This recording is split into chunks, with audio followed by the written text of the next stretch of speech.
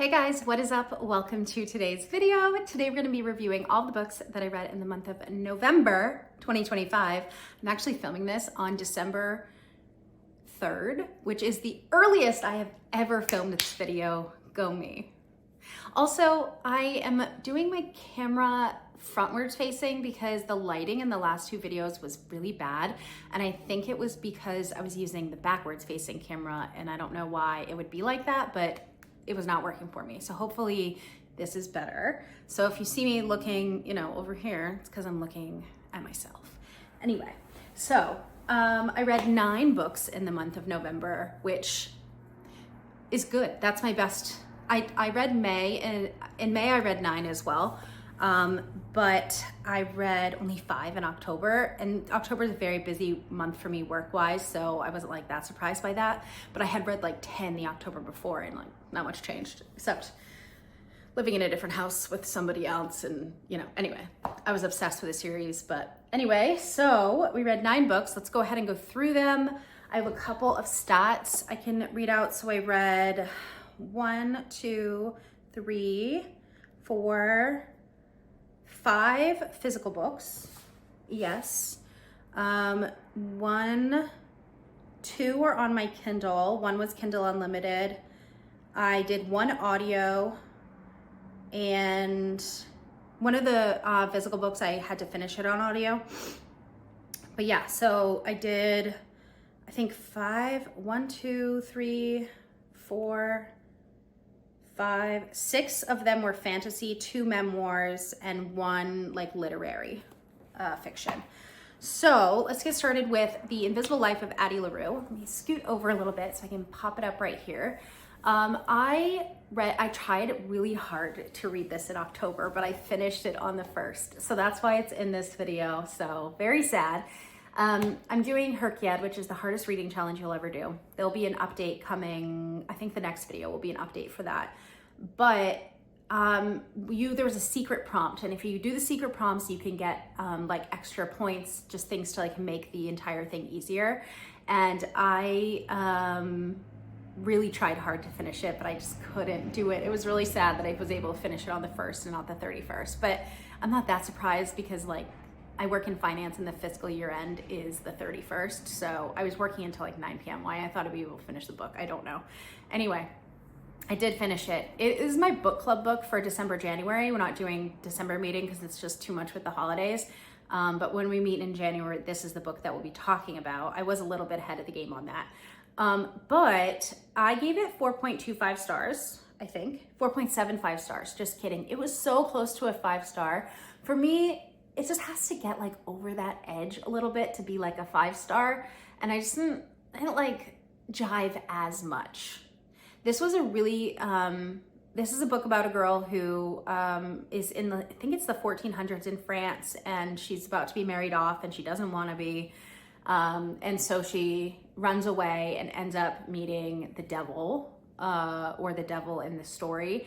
And he, I guess, yeah, the god of the underworld, I don't know. But he basically like grants her, she wishes to live a life, but that has some stipulations. And it ends up being that no one can remember her. She will never die, but she will never be remembered either by anyone except for him. So, and then he like visits her on their like anniversary date. It's a very interesting like romance between her, and then it's modern day and she's in New York and she meets someone who can actually remember her. And then, so it's like their sort of romance as well. So I thought it was really good. I loved the back and forth between the different timelines. Usually that can sometimes like bug me, and we'll talk about it again in another book that I read. But in this one, it was pretty good. Like I wanted to go back between, I was very interested in both timelines.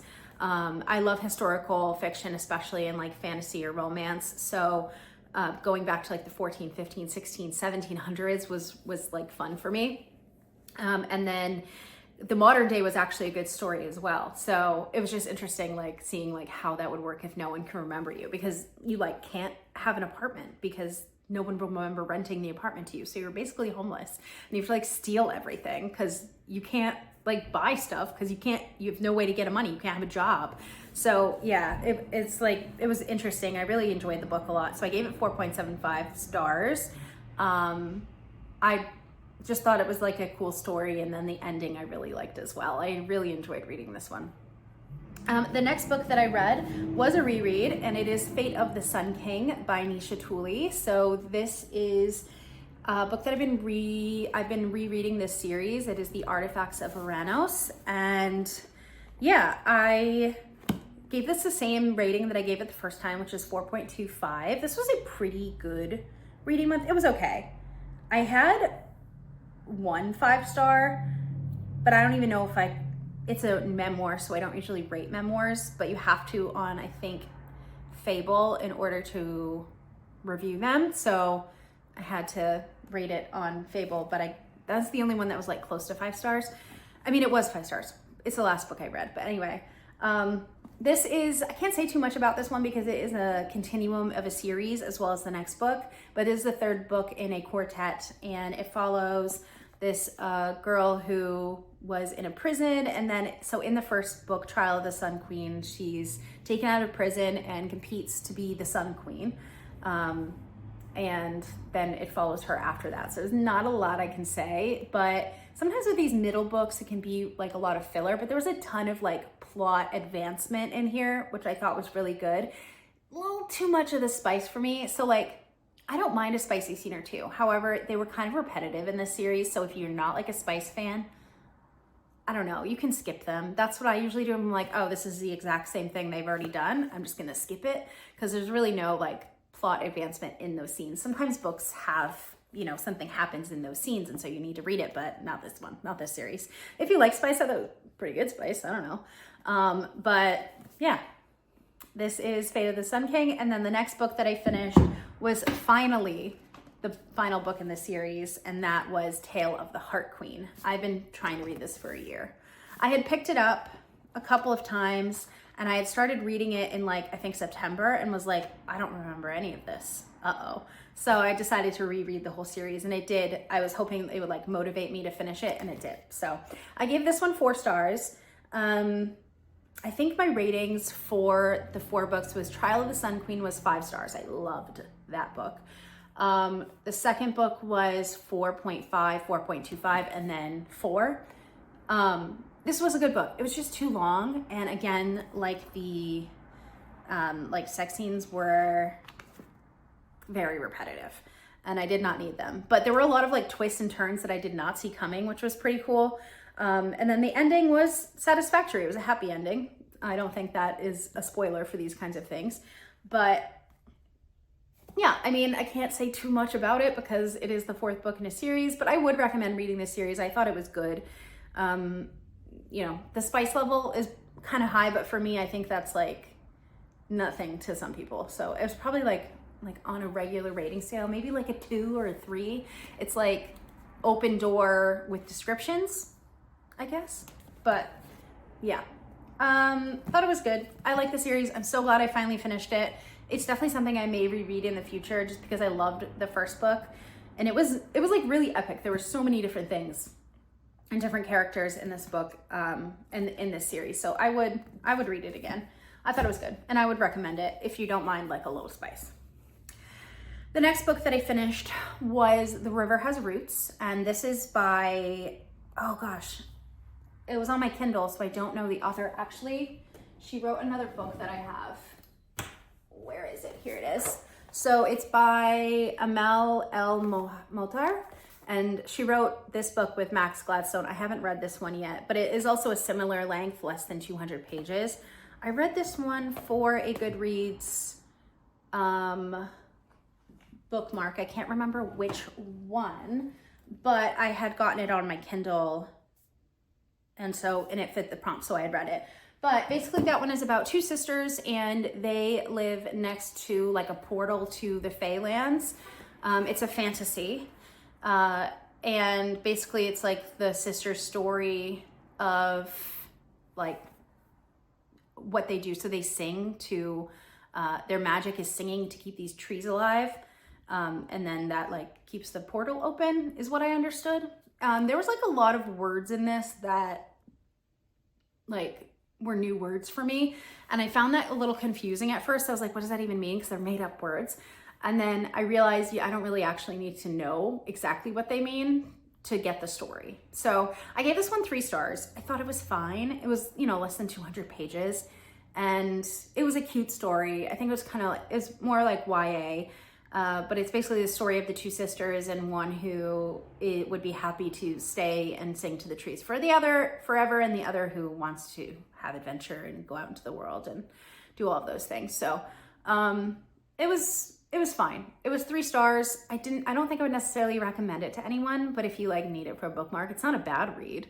It only took me like a day or 2 to read, so that's not bad. But I don't think I would be like, yeah, this is the one, go out and get it. It wasn't like amazing, and the words were a little confusing.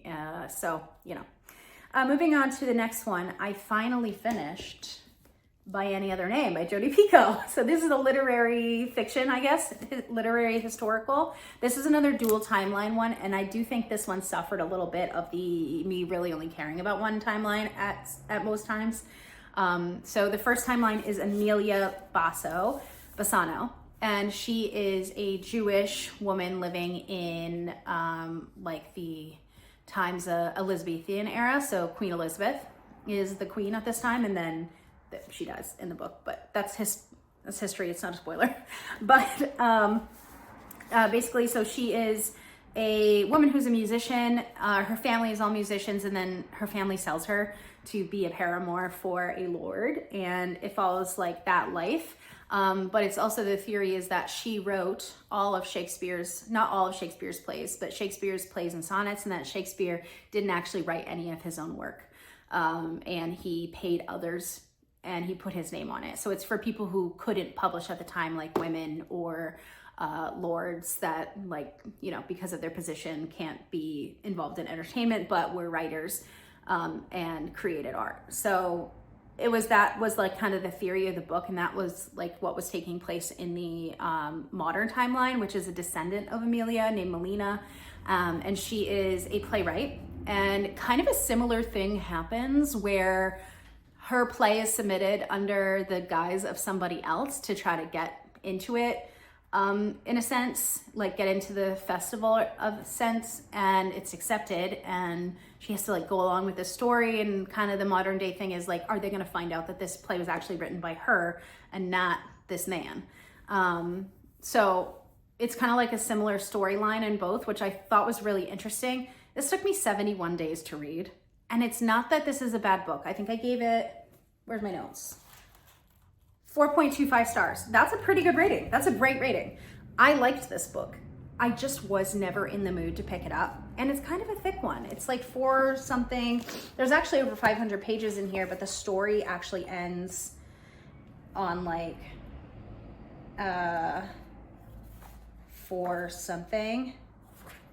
Yeah, in the 470s it ends. So yeah. And then there's like a whole bunch of stuff like from plays and like proof that that Jodi Picoult says that Shakespeare didn't write his plays and stuff. It is a real theory that someone else is the author, but a lot of literature professors will apparently talk about that. I don't know. I didn't really read the proof or anything, but I liked this book. If you are in like a historical literary mood, you should read this. I started it in September, finally finished it in November. It was a challenge book for me. So this was the added to most shelves book for August of 2024. So it's like a highly popular, highly rated book. And that's a challenge that I was doing this past year. So I'm now gonna catch up maybe. So I'm on Intermezzo now, which is September's book. But this was August and I finished it very late. But that's okay, I did finally finish it. It's not a bad book. I liked it. The dual timeline thing was not my favorite in this one. I do like a dual timeline usually because I love historical stuff. But I didn't really care about Melina as much as I cared about Amelia. And I think that's like opposite for some people too if you don't like historical. I just found that really fascinating, like her life. So it's like based on true stories, but it's not true.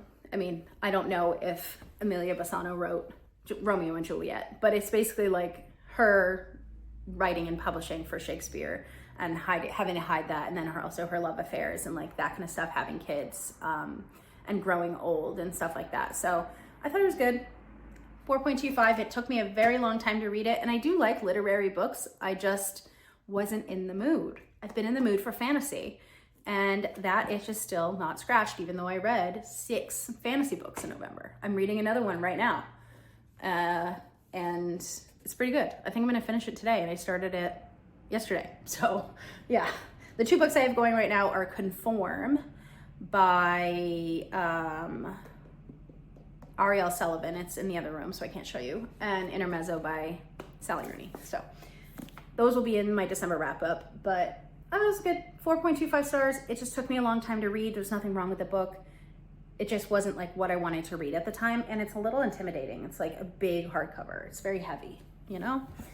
So then I read Piranesi by Susanna Clark. This won the Women's Prize for Fiction in 2021, which I didn't know, but this is my friend's book, and I needed to read it to get it off my shelf and give it back to her. I saw her later in the month, and I was like, I'm gonna try to finish it. I'm trying to finish it. I did not finish it. I finished it like the day we got back. So hopefully I'll be seeing her again soon. Yeah, hopefully soon, and I can give this back to her. She borrowed Red Rising from me, so, you know, now it's like, trade back? Sorry, Lee. This is a mythological fantasy dystopian kind of. I thought it was definitely going to be like more mythological than this. I didn't really know much about it. So there's this guy, Piranesi, and he lives in a house, but it's not really a house. It's kind of like a museum with a bunch of statues. And it's a little like confusing at first because you don't know what he's doing or why he's there, or why there are no other people. And the story kind of progresses more into the reasons and the things that happen and the other people who have been there before and that kind of thing. I thought it was a good book. I can see why people think this is going to be like a classic that people will have to read in school, because you can interpret many different things in this novel to other things and things in real life. So I can see why this would be like if I was an English teacher, I would assign this book. I gave it 4 stars. It wasn't like the most amazing thing I ever read. I did like not struggle to finish it. I just didn't read it at like a pace of very fast. But I thought it was good. And I can see why this is a classic. So if you're looking for like a classic time-bending, mind-bending type of read, this is a good one. And of course, you know, Women's Prize for Fiction. So hello. I think it was nominated for a Booker Prize as well. I would read more from this author probably, but I'm glad I read it and I can give it back to my friend. Okay, the next 3 I no longer have, or I don't have them in my hand to show you, so I'll just scoot a little bit more. I keep like going back here. The first one is Page Boy. This is a book, it's a memoir of Elliot Page, formerly known as Ellen Page. He's a transgender actor who was in like Juno and the Umbrella Academy and that kind of thing. This was also a bookmark read. I did this one on audio. I like to listen to memoirs on audio. One of them I actually read physically because I don't even think it's on audio, but this one was. And you know, it's hard to like rate someone's life. It wasn't the best memoir I've ever read, mostly because it wasn't really chronological. It was like, you know, childhood and then adulthood, childhood, and now I'm a boy, but I was a girl, and like going back and forth. So it was a little hard to follow, especially if you're not like reading it or listening to it all in one shot, which I did not do that. So,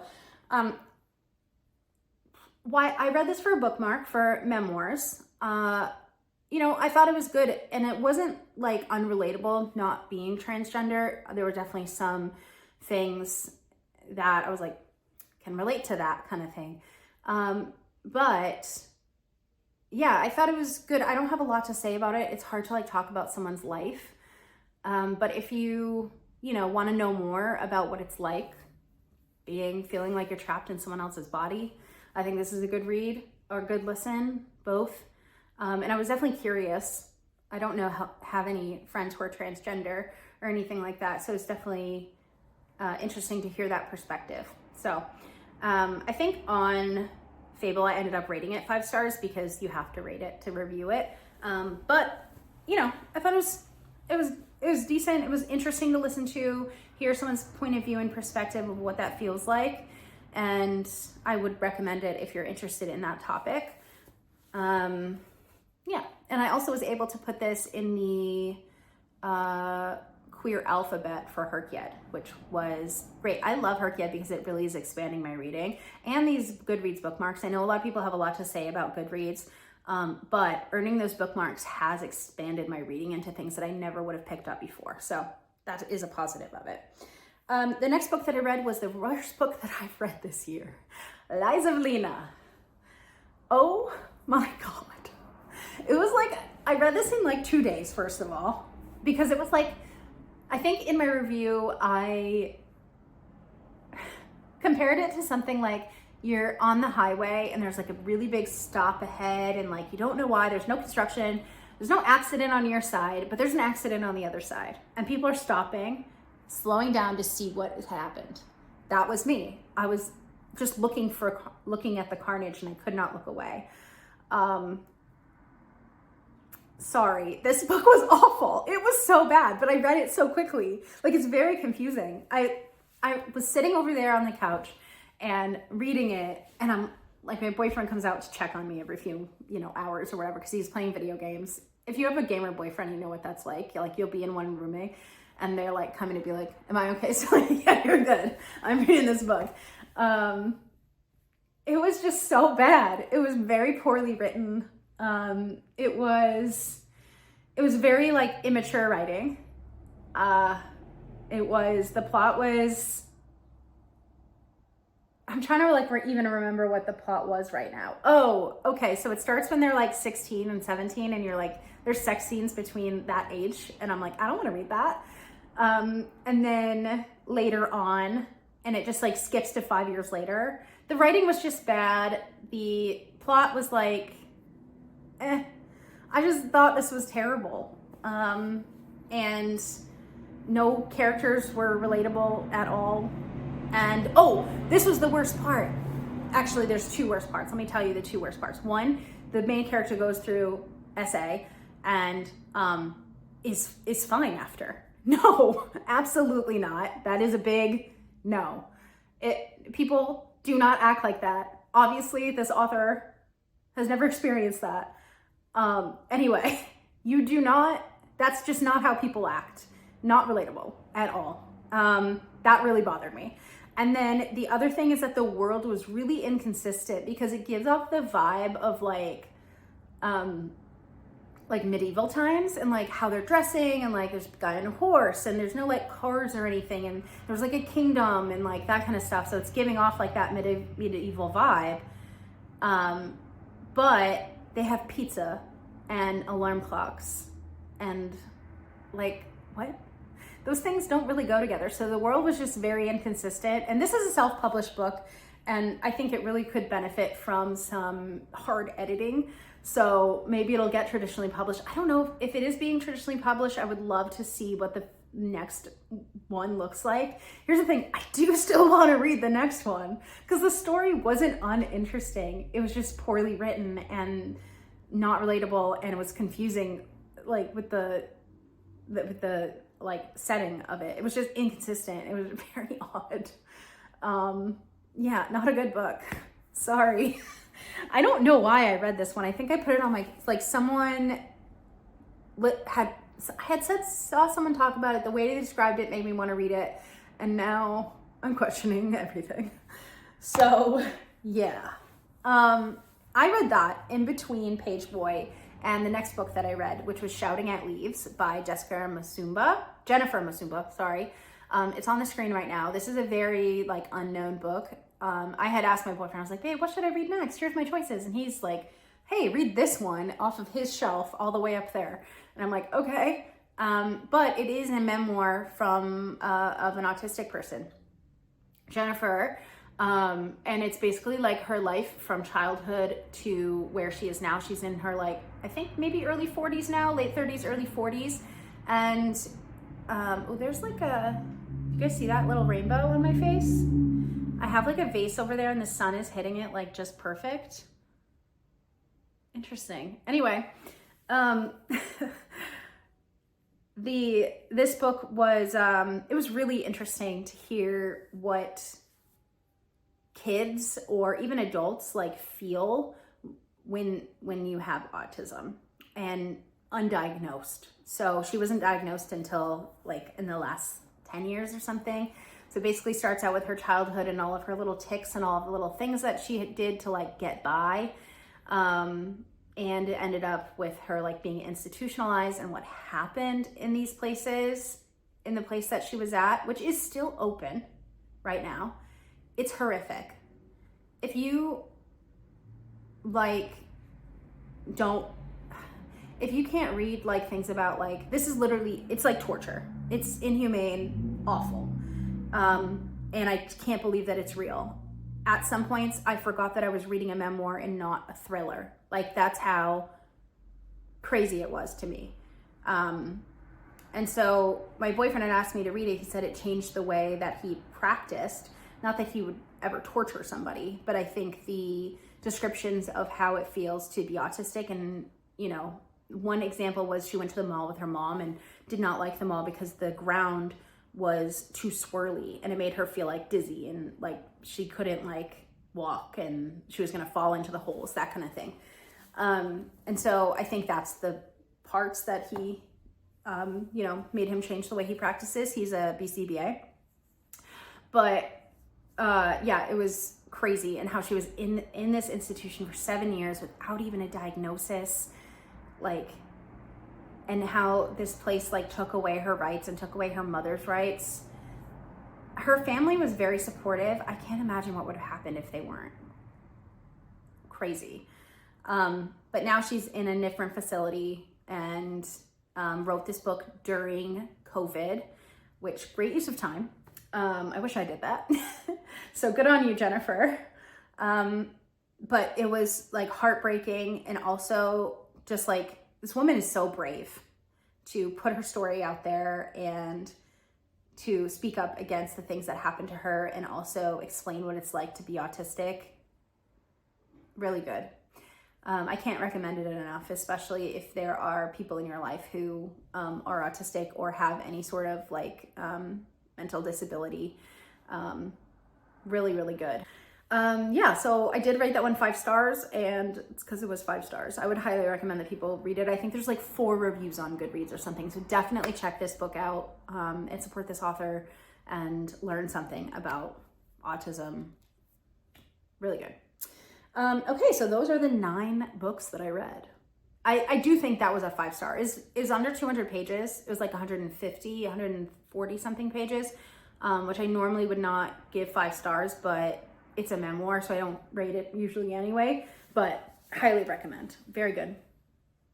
Those are the 9 books that I read. I would say the best read,